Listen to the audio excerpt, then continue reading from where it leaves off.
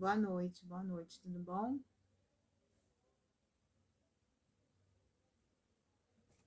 Esperar o pessoal entrar mais um pouquinho para a gente começar. É, então, gente, eu separei aqui, não sei se vocês viram lá no grupo, eu separei aqui 5 questões, sendo a primeira falando sobre a vinda da família real para o Brasil, tá? Então, a questão, ela fala assim, assinale a alternativa que descreve corretamente o motivo pelo qual a coroa portuguesa transferiu-se para o território brasileiro no ano de 1808. Aí a letra A diz assim: a Revolução Francesa, cujos rebeldes caçavam e assassinavam monarcas pela Europa, a crescente movimentação pró-independência que ameaçava o domínio português no Brasil, a invasão napoleônica em Portugal, que não aderiu ao bloqueio contra a Inglaterra, a necessidade de dinamizar a política interna brasileira e a crise econômica que ocorria em Portugal, ou nenhuma das alternativas acima. A Eliane colocou aqui que é a letra C, né? Isso, corretamente, Eliane. A letra C é a resposta correta, né? Eu até estava dando aula para os meus alunos hoje sobre a independência, mas das colônias espanholas. E aí eu disse para eles o seguinte: embora, né, a gente estude a história do Brasil, a gente estude a história da América Latina, a gente não pode, né, desconectar da história europeia, porque muito do que aconteceu, do que acontecia na Europa, acabava refletindo para o Brasil, né, e para as outras colônias europeias também. Então, o que acontecia naquele momento em que a família real brasileira portuguesa veio para cá? Naquele momento, a Europa estava sofrendo com as guerras napoleônicas. A Inglaterra era uma potência já industrial, a Inglaterra tinha feito a Revolução Industrial ali no século XVIII, e, paralelamente, aconteceu a Revolução Francesa, e no final, né, da Revolução Francesa no Diretório, Napoleão assumiu o poder na França e aí criou aquele Império Napoleônico, querendo fazer frente à Inglaterra na questão industrial. Então, para sufocar a economia inglesa, já que Napoleão não tinha,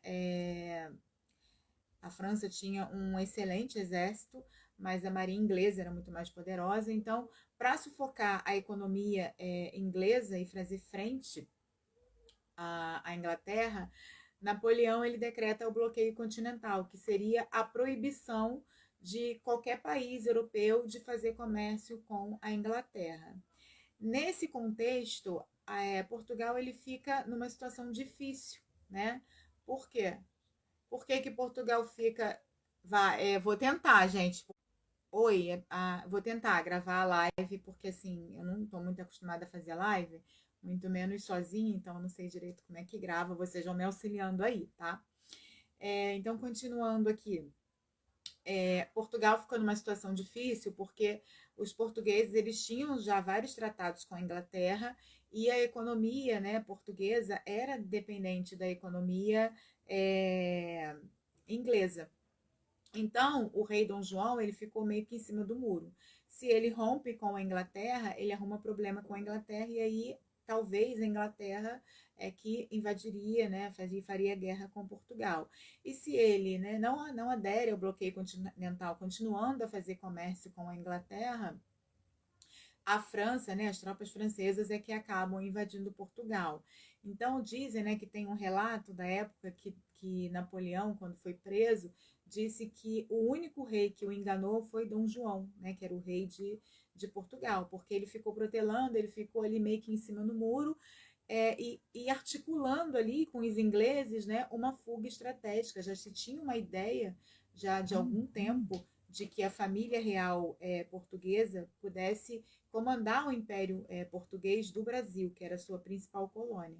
Então, mediante isso, a família real portuguesa, né, com toda a sua corte, vem, né, foge para o Brasil, escoltada pela marinha inglesa, tá? Então, a resposta, né, a essa questão, né, é a letra C. A invasão napoleônica em Portugal faz com que a família real portuguesa venha para o Brasil, tá? Escoltado pelos ingleses, e aí os portugueses, né, a vinda dessa família real faz com que o Brasil sofra uma série de transformações. A família real primeiro vem e para em Salvador, né? E depois eles vêm para o Rio de Janeiro, né? Nesse momento, a capital, né, da colônia é o Rio de Janeiro. Então, a cidade do Rio de Janeiro era uma cidade muito precária, uma cidade que não tinha ruas largas, né? Eram vielas, uma cidade que não tinha casas assim preparadas para receber a família real, que não veio sozinha, né? Veio com toda a corte portuguesa, mais ou menos 15 mil pessoas que vieram com a comitiva de Dom João.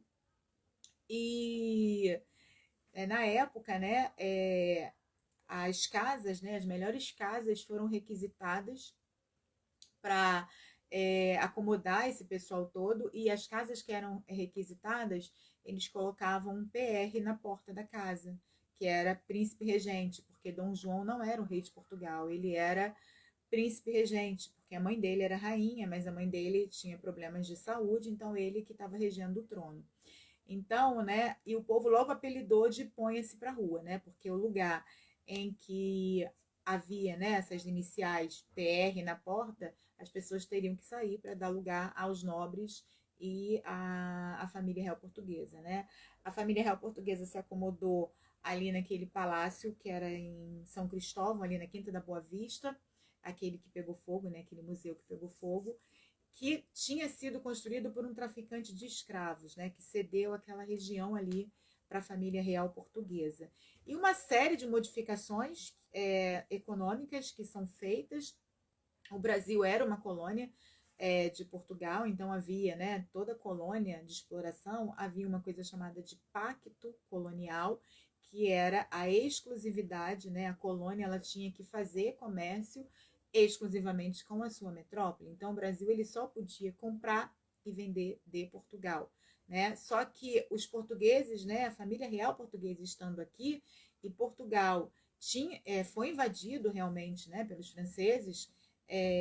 Então, esses produtos ingleses tinham que vir para cá de qualquer jeito, né? Sem o intermédio, né, dos portugueses. Então, uma das primeiras medidas que Dom João VI faz quando chega ao Brasil é a abertura dos portos, que seria abrir os portos brasileiros às nações amigas de Portugal.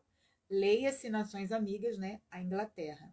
Então, quando há essa abertura de portos, significa o fim desse pacto colonial. Então, nesse momento que começa o processo de independência do Brasil, porque a gente não fala, né, quando você fala de independência do Brasil, dá a impressão de que foi somente no dia 7 de setembro, quando não foi. Esse processo de independência, ele começa lá em 1808, quando a família real portuguesa vem ao Brasil, tá? É uma série de mudanças, tem essa questão da abertura dos portos, que põe fim ao pacto colonial, a autorização de se abrir manufaturas aqui no Brasil, o que era proibido também, a própria as próprias obras na cidade do Rio de Janeiro, né? Já que o Rio de Janeiro vira a sede do Império Colonial Português, né? Já que a família real ela não está mais em Portugal, ela está aqui no Brasil. Então, a Biblioteca Nacional, o próprio museu, né? O teatro, o Jardim Botânico, tudo naquela época, né, feito para isso, tá? Para receber a família real portuguesa. Então, essa série de modificações, tanto na estrutura da cidade quanto na questão econômica, vai acabar criando, né, uma série de consequências que acabam culminando na independência do Brasil, tá? Uma outra questão que eu coloquei aqui, né, foi dois, acontecimento em Portugal ainda faz parte dessa parte aí da vinda da família real portuguesa, tá? Acontecimento em Portugal que deu força para o processo de independência do Brasil, tá? Aí tem lá, letra A, Revolução Liberal do Porto. Letra B, a vinda da família real para o Brasil. Letra C, Guerra Civil Portuguesa. Letra D, Guerra das Laranjas. E letra E, Terremoto de Lisboa, tá? O que acontece, gente? A resposta correta aí é a letra A Revolução Liberal do Porto, porque ele fala de um acontecimento em Portugal, tá? Então, o que acontece? A família real portuguesa veio para o Brasil fugindo da invasão francesa. Só que os franceses, qual a resposta da 1? É a letra C, tá? A resposta da 1 é a letra C. Só que os franceses, eles, né, o Império Napoleônico, ele cai quando Napoleão é derrotado, né, na guerra lá contra a Rússia. E aí os franceses os portugueses expulsam os franceses. Então não há mais motivo para que a família real portuguesa continue no Brasil. Então as cortes portuguesas começam a pressionar Dom João VI a voltar para Portugal, porque não há mais sentido dele ficar aqui no Brasil. Só que Dom João, ele gosta de ficar aqui, não quer voltar para Portugal, né? Paralelamente, com a derrota de Napoleão, há um episódio acontecido na Europa, que é o Congresso de Viena, em que as nações absolutistas elas se reúnem para reafirmar o absolutismo na Europa e para demarcar, né, o mapa europeu, que tinha sido modificado devido às inúmeras invasões, né, napoleônicas. E esse congresso, né, esses representantes do Congresso de Viena, dizem que não reconhecem os representantes portugueses porque o rei de Portugal não está em Portugal, está numa colônia.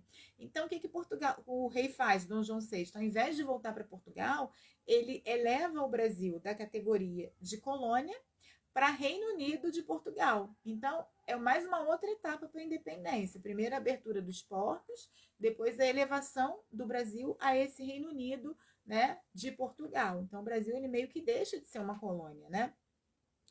E aí as cortes portuguesas, né, começam a pressionar Dom João VI a que volte, né, para Portugal. Nessas modificações todas, principalmente em relação ao fim do Pacto Colonial, os comerciantes portugueses que saem perdendo muito com essa situação, porque se os brasileiros podem comprar diretamente dos ingleses, eles não vão pagar mais caro, né, por um intermediário português. Então, essas cortes começam, né, a exigir a volta de Portugal do rei de Portugal e se rebelam na cidade do Porto, né? Acontece uma rebelião liberal, né? Pondo fim ao absolutismo português, porque essas cortes portuguesas elas vão, né, formular uma constituição que vai limitar o poder do rei de Portugal, exigem a volta, né, do rei de Portugal e exigem que o Brasil volte à condição de colônia, tá? Então, a resposta, né, da número 2 é a Revolução Liberal do Porto. Porque o que vai acontecer? Dom João é pressionado a voltar, né, perdendo os seus poderes absolutistas, só que ele volta para Portugal. Boa noite, Arantes. Só que ele volta para Portugal, mas ele deixa, né, o filho dele aqui no Brasil, que é Dom Pedro, futuro Dom Pedro I, tá? Então, né, dizem que quando ele voltou para Portugal, ele teria dito para o filho dele: antes eu perco o Brasil para ti, que é meu filho, do que para qualquer aventureiro, para um aventureiro qualquer, tá? Porque ele vai para Portugal sabendo que o seu poder está limitado, tá? Então, essa tentativa de recolonização que as cortes portuguesas fazem com o Brasil vão fazer com que os brasileiros comecem a pensar em independência, porque o Brasil, durante esse período em que a família real ficou aqui, conseguiu, né, os brasileiros conseguiram uma certa liberdade de comércio, conseguiram uma certa modernização na cidade, e aí, de repente, as cortes portuguesas não, volta o rei, limita o poder do rei, e o Brasil volta a ser novamente uma colônia, a volta do pacto colonial. Então, isso, né, é uma coisa que os brasileiros não vão concordar. Então, aí começa a se surgir uma tentativa de se pensar um projeto de independência, né? E aí surgem alguns grupos políticos para se pensar esse projeto, né? A gente chama de partidos, mas são grupos políticos, né? Existe o Partido Português, que está defendendo o interesse desses comerciantes portugueses, dessas cortes portuguesas, ou seja, que o Brasil volte à condição de colônia, já que, lembrando, né, ele estava nesse momento na condição de Reino Unido a Portugal, não havia mais pacto colonial.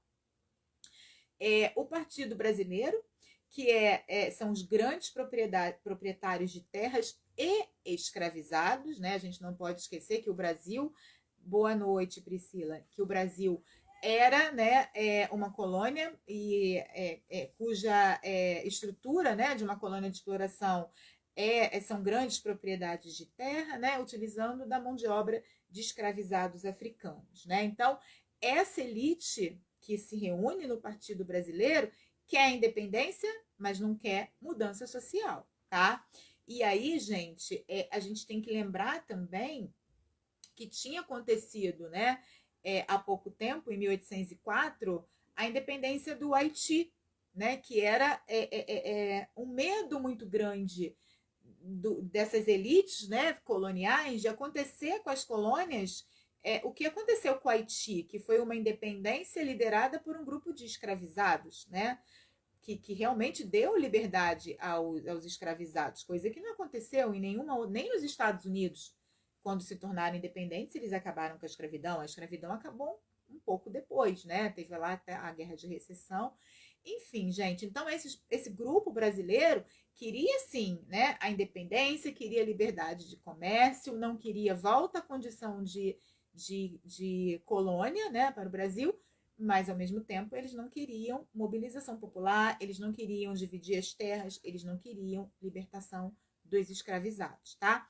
E havia um grupo que é chamado aí de Partido Radical, que é formado pela classe média, advogados, médicos, jornalistas, que querem, né, uma independência e querem direitos, né, mais populares, libertação, né, dos escravizados, divisão das terras, e que o Brasil vire uma república, né?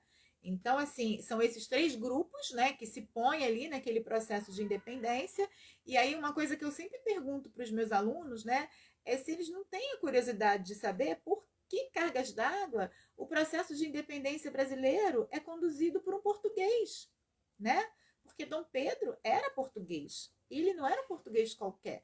Ele era um português, filho do rei de Portugal e herdeiro do trono português. Então, por que ele conduziria a independência, né? Tanto é estranho tanto você pensar nele como condutor da independência, como é estranho você pensar para os brasileiros, né? Por que ele vai conduzir essa independência? Para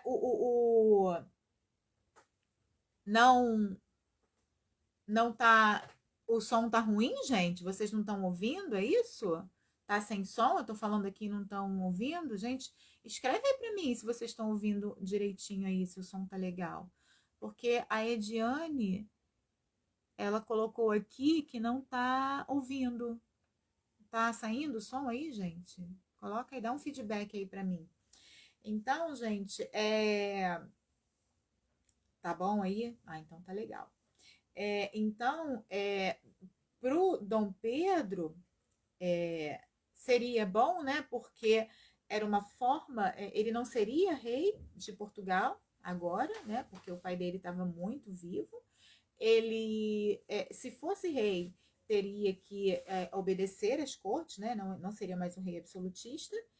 E era uma forma de não perder totalmente o Brasil, né? E no caso dos brasileiros, né, que se juntaram com Dom Pedro para conduzir a independência, era uma forma de que essa independência fosse conduzida sem modificações sociais, ou seja, né, leia-se, sem dividir as terras, né? E sem libertar os escravizados, que era, né, a principal mão de obra, né, desse Brasilzão nosso aqui de meu Deus, tá? Então, por isso, né, os acontecimentos em Portugal acabaram refletindo aí nessa independência, né, que proclamada, né, lá em o Grito de Ipiranga, né, dado lá no dia 7 de setembro de 1822, né, por Dom Pedro, né, às margens do rio Ipiranga. E o Brasil é dentro da América Latina, ele é o país que ele é o país que vira uma monarquia e não uma república, tá? Vocês estão ouvindo direito, gente? Vocês estão ouvindo direitinho ou não? Tá tudo bem aí? Tá direitinho? Bom, vamos para a questão 3, então. O texto a seguir é um trecho da carta deixada por Dom Pedro I a seu filho Pedro de Alcântara, quando da sua partida para a Europa em 1831. Meu querido filho e imperador, deixar filhos, pátria e amigos não pode haver maior sacrifício, mas levar a honra ilibada não pode haver maior glória. Lembre-se sempre de seu pai. Ame a sua e a minha pátria. Siga os conselhos que lhe deram aqueles que cuidarem de sua educação. E conte que o mundo o há de admirar. Eu me retiro para a Europa. Adeus, meu amado filho. Receba a bênção de seu pai, que se retira saudoso e sem mais esperanças de o ver. Dom Pedro de Alcântara, 12 de abril de 1831. Imperador e defensor perpétuo do Brasil, coroado em 1822, Dom Pedro I foi levado à abdicação 9 anos depois. Diversos fatores contribuíram para essa decisão do imperador, dentre os quais se pode destacar: letra A grave crise econômica causada pela superprodução do açúcar, que fez baixar drasticamente. Eu vou repetir, só um instantinho, deixa eu só terminar de ler essa aqui. Que fez baixar drasticamente seu preço no mercado externo, afetando diretamente a balança comercial brasileira. Letra B. A pressão exercida pelo governo britânico, insatisfeito com as medidas absolutistas do imperador, em nome da manutenção de uma monarquia constitucional que se espelhasse no modelo liberal inglês. Letra C. A perda do apoio político de grande parte da elite política, formada por grandes fazendeiros e comerciantes, insatisfeita com o autoritarismo de Dom Pedro I, evidenciado pela criação e utilização do poder moderador. E letra D, a grande pressão popular através de manifestações violentas na corte, exigindo do imperador a adoção do voto universal, o fim da escravidão e uma reforma agrária radical. Ou letra E, nenhuma das alternativas anteriores. Repetindo aí o gabarito do 1 e 2, o 1 a resposta correta é a letra C e o 2 a resposta correta é a letra A, tá, gente? E essa questão 3, a resposta correta é a letra C, tá? A perda do apoio político de grande parte da elite política formada por grandes fazendeiros e comerciantes, insatisfeita com o autoritarismo de Dom Pedro I, evidenciado pela criação e utilização do poder moderador, tá? O que aconteceu aqui, gente? Eu falei para vocês que essa independência, ela foi conduzida por Dom Pedro I, tá? Que se aliou à elite, né, os grandes proprietários de terras e escravizados, para que não houvesse, né, mudanças sociais, para que não houvesse divisão de terras. Então, a população não participou do processo de independência, tá? Não participou. Isso não quer dizer que essa independência tenha sido pacífica também, tá? Em alguns lugares houve luta, né? Porque todo mundo fala que não teve guerra de independência, balela. Teve sim, tá? Em alguns lugares, como a Bahia, por exemplo, o bicho pegou feio, tá? Então, eles tiveram que lutar, né? Expulsar os portugueses e tudo mais. Então, não foi uma coisa tão, assim, pacífica e light, não, tá? Só que eles, né, fizeram esse acordo para que não houvesse essas mudanças, para que não houvesse mudanças sociais, né? O povo não participou. Só que durante o primeiro reinado, atitudes de Dom Pedro desagradaram esses proprietários de terras, tá? A começar pela questão da Constituição brasileira, tá? Formou-se, né, quando Portugal só reconheceu a independência do Brasil mediante o pagamento de uma indenização que foi assumir as dívidas que os portugueses tinham com os ingleses, né? Os brasileiros teriam que pagar essa dívida. Então, o Brasil já nasce devendo dinheiro, já nasce com a dívida externa, tá? E aí há a questão de se fazer uma nova Constituição para o Brasil, né? Aliás, fazer uma Constituição para o Brasil, né? Já que o Brasil agora seria um país independente. E aí, nessa de fazer uma Constituição, é que o bicho pegou. Por quê? Reuniu-se uma Assembleia de deputados, claro, logicamente, representados por esses grandes proprietários de terras e escravos, tá? E essa Assembleia queria limitar o poder do imperador. Eles não queriam um rei absolutista. Eles queriam um rei, mas eles queriam eles mandar no Brasil, né? Os grandes proprietários de terras. E aí Dom Pedro, que era autoritário, não gostou dessa história, dissolveu a Assembleia Constituinte e outorgou, ou seja, ele mesmo mandou fazer uma Constituição nos moldes que ele quis, tá? Que foi a Constituição de 1824. E nessa Constituição, que foi imposta por ele, né? Não foi uma Constituição promulgada, foi uma Constituição outorgada por ele, havia não 3 poderes, como hoje, né? Hoje a gente não tem 3 poderes, executivo, legislativo, judiciário. Na Constituição de 1824, havia um 4º poder, que era o poder moderador, que era um poder exclusivo do imperador, tá? E que estava acima de todos os demais. Com esse poder moderador, ele podia dissolver assembleias, ele podia mandar prender, ele podia fazer tudo. Esse poder moderador dava a ele um caráter quase que absolutista, tá? Então, Dom Pedro I, ele foi extremamente autoritário durante o primeiro reinado, tá? O que faz com que haja uma ruptura entre ele e os proprietários de terras. Fora que o Brasil estava numa crise econômica muito grande, tá? Dom Pedro não foi capaz de lidar com a economia. O Brasil já nasce devendo dinheiro para a Inglaterra. Dom Pedro continua fazendo empréstimos com a Inglaterra. O Brasil não tem um produto de destaque, né, que possa levantar a economia, né? A cana-de-açúcar não estava mais dando dinheiro, o ouro já estava escasseando e ainda não havia a questão do café. Então, assim, o Brasil na economia estava muito ruim, né? Dom Pedro não foi capaz de melhorar a economia brasileira.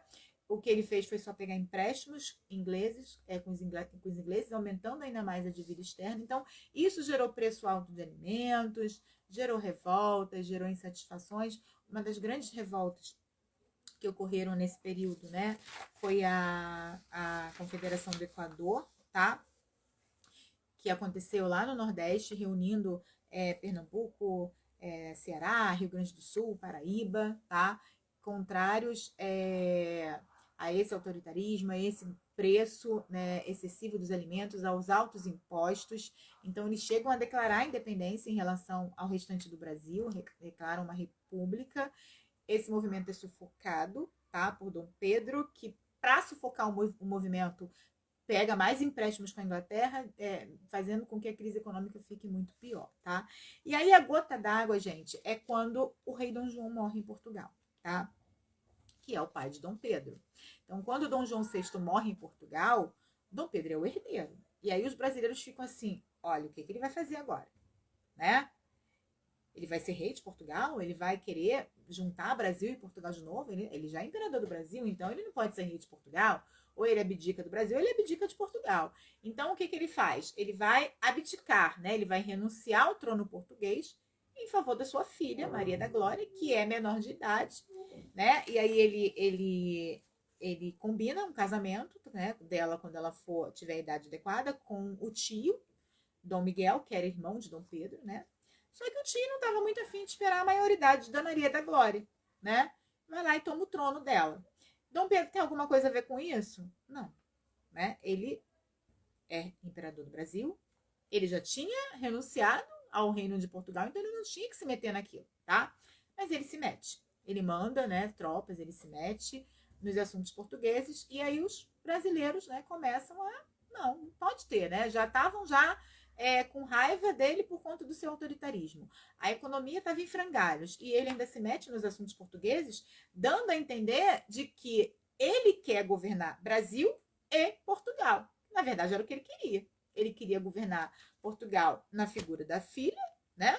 Através da filha, como se a filha fosse uma testa de ferro, e ele queria continuar sendo imperador do Brasil. Então, na verdade, ele queria juntar os dois de novo. Então, os brasileiros, com medo, né, de que o Brasil novamente fosse pertencer a Portugal, começam a fazer oposição, né? E aí um grupo é favorável a Dom Pedro, outro grupo é contrário a Dom Pedro, as coisas esquentam nas ruas, tá?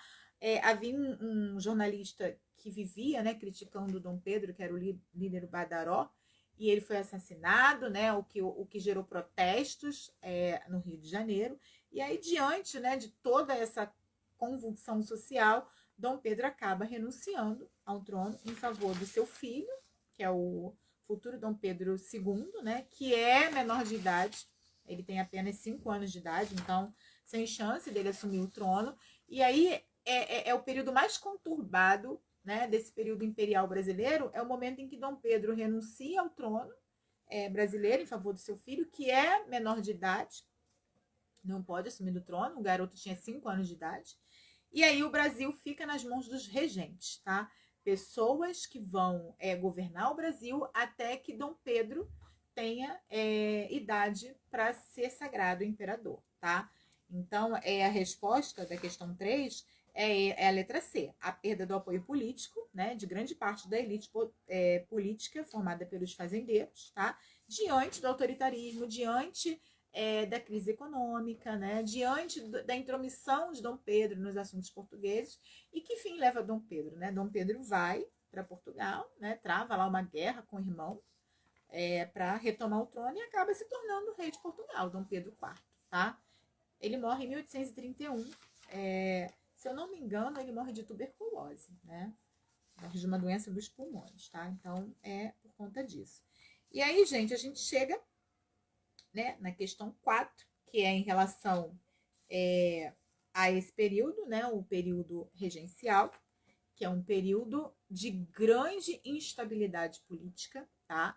Porque você não tem uma figura para ser respeitada, né? O futuro imperador é muito pequeno, ele foi deixado aqui com 5 anos de idade apenas, tá? Então ele é extremamente pequeno e os proprietários de terras não se entendem, tá? Um grupo queria uma centralização política maior, outro grupo queria uma autonomia para as províncias. O que eram as províncias, gente? Os estados hoje, tá? O que a gente chama de estado hoje chamava-se de província, tá? Então havia, assim, uma disputa política muito grande, né? Pelo poder dentro da regência e pelo poder nas províncias, né, nos futuros estados, tá? Então a questão fala assim: o período regencial foi marcado pela abdicação do trono do então imperador Dom Pedro I e pela ascensão de seu sucessor, Pedro de Alcântara, ainda uma criança, situação que tornava inviável sua real efetivação no poder. O país, então, passou a ser comandado por regentes, até que Dom Pedro II atingisse a sua maioridade. Entretanto, a disputa pelo controle do governo gerou uma grave crise política, que culminou no surgimento de inúmeras revoltas pelo Império. São revoltas do período regencial, exceto, tá? Aí ele coloca lá, cabanagem, revolta dos Malês, Guerra de Canudos, Guerra dos Farrapos e Balaiada, tá? A resposta correta aqui é a letra C também. Nem olhei, né, que é tanta letra C, mas a resposta correta aqui é a letra C também, tá? Que é a Guerra de Canudos. Na verdade, todas as outras são revoltas do período regencial. A única que não é revolta do período regencial é a Guerra de Canudos, que aconteceu, foi uma revolta, né, que aconteceu na Bahia, mas durante a Primeira República, tá? No finalzinho do século XIX, em 1896, tá? Então, o Brasil já era uma república muito longe do período imperial, tá? Todas as outras ocorreram realmente, né? E aí, gente, não acredito que eles vão, numa prova, né, para professor do primeiro segmento, não acredito que eles vão perguntar, né, os motivos particulares de cada revolta, né? O que vocês podem focar aí nessa questão do período regencial? Lembrar que foi um período de instabilidade política, tá? Porque nós tínhamos ali grupos políticos, eram 3 grupos, tinha-se os restauradores, os moderados, né? E os exaltados, né? Os restauradores eram aqueles que queriam a volta de Dom Pedro I, tá? Esses como rei de Portugal. Desculpa, rei do Brasil. Eles queriam que o Dom Pedro voltasse. Esses restauradores, eles perderam a força quando Dom Pedro morreu em 1831. E aí ficou dividido entre os moderados, né, liberais moderados, e os liberais exaltados, tá? Os moderados eram aqueles que não queriam mudanças sociais, que queriam que o governo fosse centralizado, que todas as leis viessem do governo central, né, que era ocupado pelos regentes, que as províncias acatassem, né, inclusive que os governantes das províncias, né, os governadores das províncias, fossem nomeados pelo governo central, tá? E os exaltados, né, os liberais exaltados, queriam autonomia para as províncias, que as províncias pudessem fazer suas próprias leis, pudessem escolher seus próprios governantes. Agora, todos dois, tanto os exaltados quanto os moderados, eles eram da elite brasileira, tá? Eles eram grandes proprietários de terras e escravos, ok? Tá? Essa divergência deles era essa, né? Um queria que o poder fosse centralizado e o outro queria que as províncias tivessem uma certa autonomia. E, logicamente, eles disputavam, né, quem iria governar a regência, tá? Houve uma regência provisória, trina, que era formada por 3 regentes, e depois a regência passou a ser una, formada por um regente só, tá?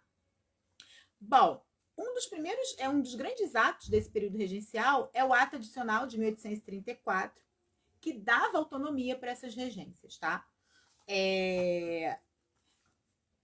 Que autonomia é essa? Autonomia de escolher seus próprios governantes, de fazer suas próprias leis, né? Como eu disse para vocês. E o primeiro regente uno foi o Padre Feijó, tá? Só que nessa disputa de poder, nessa instabilidade toda, né? O Brasil, os brasileiros se sentiam assim que não estavam sendo governados por alguém. Então tudo ficou muito solto, inclusive com disputas políticas dentro das províncias. Então isso possibilitou que, por inúmeros motivos, tá, várias províncias fizessem revoltas, como essas aqui que a gente tem. A cabanagem foi no Pará, né, que foi uma revolta realmente que começou com uma classe pobre, que eram os cabanos, que eram pessoas extremamente humildes, que viviam em cabanas, né, feitas em cima, né, de paliçadas, em cima de estacas, né, às margens dos rios, eram chamados de cabanas, que realmente começaram uma revolta por melhores condições de vida, né, e dizendo que não iriam reconhecer, né, o poder dos regentes. E essa revolta foi uma revolta meio mista, né? Começou lá entre os cabanos, mas os proprietários de terras ali, né? A classe alta ali do Pará acabou se envolvendo no processo. E aí você tem, né? A reivindicação dos mais pobres é diferente da reivindicação dos mais ricos, tá? Lembrando dessa questão, que esses proprietários de terras, eles querem liberdade? Querem, mas não é para todo mundo, tá? Eles querem manter a escravidão, eles querem manter as propriedades, né? Concentradas em suas mãos. E esses cabanos já lutam por melhores condições de vida, tá? Então, eles tomam a capital, né? E proclamam uma república separada do Brasil, né? Só que esses cabanos são traídos pela classe alta e essa questão de acabar ou não com a escravidão acaba dividindo o movimento, que é enfraquecido e eles conseguem, né, o governo central, o governo da regência consegue abafar a revolta, né, e cerca de 40% da população ali do Grão-Pará foi morta, tá? Então, assim, dentre as revoltas regenciais, essa cabanagem e a revolta dos malês, que aconteceu na Bahia, foram as mais populares, tá? A revolta dos malês aconteceu na Bahia,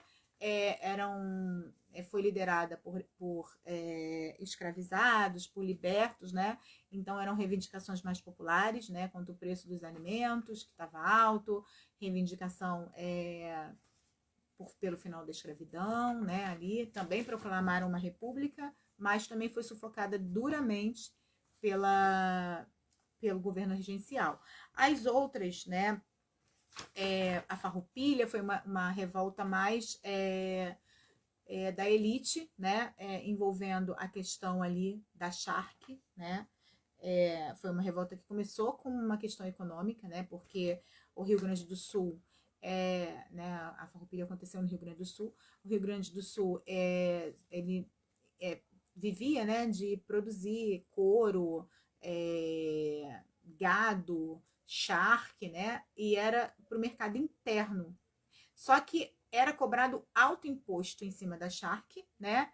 E acabava que a charque que vinha da Argentina e do Uruguai era mais barata do que a que vinha do Rio Grande do Sul. Então, os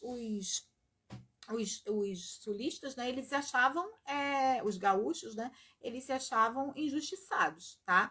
Então, eles começam ali uma revolta liderada por um cara, né, que também era fazendeiro, chamado Bento Gonçalves. Também proclamam ali a república, né? É uma guerra que dura alguns anos, né? Até que Caxias ele é nomeado pelos regentes, né? Para acabar com a revolta, né? O futuro duque de Caxias, que faz um acordo com os revoltosos, tá? Nesse acordo fica lá acordado que o preço dos impostos vai ser mais barato, né? Para os gaúchos, então o preço da charque vai ser melhor, né? Vai ter mais concorrência com a carne seca da Argentina. Grande parte dos revoltosos é incorporada ao exército oficial, tá? E não se mexe com a questão da escravidão, das grandes propriedades de terras. Então, a Farroupilha é um movimento elitista, tá? Faltou falar, né, da balaiada, que também acontece, também é um movimento meio popular, tá? Mas que também foi duramente reprimido, né, pelo governo. E a revolta de Canudos já é do século XIX, né, do finalzinho do século XIX, ali na Bahia. É um outro contexto, né, já é da Primeira República, são os baianos ali mais simples, né, que formam uma comunidade e acabam fazendo frente ao poder dos grandes coronéis, que eram grandes fazendeiros, tá? Ali, né, o Antônio Conselheiro, que era uma espécie de um líder, então não faz parte dessa parte aqui do período regencial. Em relação a esse termo, né, dos grandes coronéis, vem, né, quando dentro da regência eles criam, né, esses regentes, eles criam a Guarda Nacional, né, porque muitas vezes os soldados eles eram chamados para reprimir essas rebeliões populares, e como os soldados também ganhavam pouco, acabavam se juntando com os revoltosos. Então, a elite não tinha muita confiança, né, no exército. Então, eles criam a Guarda Nacional, que são pessoas, né, da elite, né, grandes proprietários de terras, que têm lá as suas guardas particulares. E, geralmente, né, esses ganham o título de coronel. Então, por isso que na época da República Velha, ou Primeira República, esses grandes fazendeiros eram chamados de coronéis, tá? A origem está ali no período regencial, tá? E, por fim, né, a quinta questão, que é assinale a alternativa que apresenta o fato que marcou o início do segundo reinado no Brasil, tá? Então, a gente tem ali, letra A, a Noite das Garrafadas, letra B, a abdicação de Dom Pedro I, letra C, o golpe da maioridade, e letra D, a Confederação do Equador, tá? A Confederação do Equador ocorreu no primeiro reinado, foi aquela que eu falei para vocês, né, que se uniram ali várias partes ali do Nordeste, né, que declararam a independência, que foi duramente sufocada. A Noite das Garrafadas também é um episódio referente ao primeiro reinado, tá? Que foi aquela briga, né, depois do assassinato do jornalista. A abdicação de Dom Pedro I foi o fim de toda aquela crise do primeiro reinado, então sobra aqui, como correto, a letra C, o golpe da maioridade, tá? O que acontece? Todas essas revoltas, né, provinciais, e reparem que todas as revoltas que eu falei para vocês, é a letra C. todas as revoltas que eu falei para vocês, eles declaram uma independência. Eles declaram uma república, mas não é uma república no Brasil todo. É uma república em cada local, né? De revolta. Então, os gaúchos declaram uma república, então o Rio Grande do Sul se separaria, né, do restante do Brasil, os baianos, né, e várias outras, né, lá no Pará também. Então, se essas revoltas elas fossem à frente, o que ia acontecer? O Brasil ele seria fragmentado, né? Aconteceria com o Brasil, poderia acontecer com o Brasil, o que aconteceu com a América Espanhola, né? Porque a América Espanhola tornou-se independente, mas cada país ali, né? Não foi, você não tem um país de língua espanhola, você tem vários, né? Foi todo fragmentado ali. Então, o medo, né, dessa fragmentação acontecer aqui no Brasil faz com que a elite, né? E aí indiferente, né? Se é exaltado, se é moderado, a elite veja que a única pessoa que pode centralizar aquilo ali, né? Que pode acalmar os ânimos seria o imperador. Só que Dom Pedro, ele não tinha idade, ele tinha 14 anos, ele não tinha 18. Então, os liberais exaltados, tá, começam a articular o chamado golpe da maioridade. O que é o golpe da maioridade? Eles antecipam a maioridade de Dom Pedro, que teria que ser 18 anos, né? Eles antecipam para 14. Então, Dom Pedro, ele assume o trono com 14 anos, porque eles antecipam a maioridade dele, tá? Então, quando Dom Pedro assume o trono, né, esse período é um período, assim, de maior, né, que é o segundo reinado, é o período de maior estabilidade política, que aí também eles começam a produzir o café, né, o Brasil, ele torna-se mais estável ali politicamente, tá? Eu conversei com a professora Fabiola, né, o pessoal do Gabarite, eu pensei em fazer mais algumas lives, né, falando sobre a história do Brasil, de repente fazer, porque agora a gente já tá, tô olhando aqui, né, a gente já tá quase uma hora aqui, né, de live. A gente começou às 8, né, tirando aquele pedacinho que caiu, vai dar 9 horas já. Então, assim, eu vou encerrar por aqui, né, se vocês têm alguma pergunta, né, porque eu pensei, assim, fazer, de repente, até no meu próprio Instagram, né, não sei se vocês já me seguem lá, é história_virtual, tá? Pensei em fazer, de repente, às quintas-feiras, uma live aí falando, né? Uma live aula falando de alguns assuntos da história do Brasil, né? Depois vocês coloquem lá no grupo se vocês acham interessante a ideia, tá? E aí a gente vai conversando, vai vendo, né? O que a gente pode fazer para ajudar vocês aí, tá? Alguém tem alguma pergunta? Vocês querem alguma sugestão, né? Que vocês podem fazer. Lembrando que o Gabarite está aí com material, né?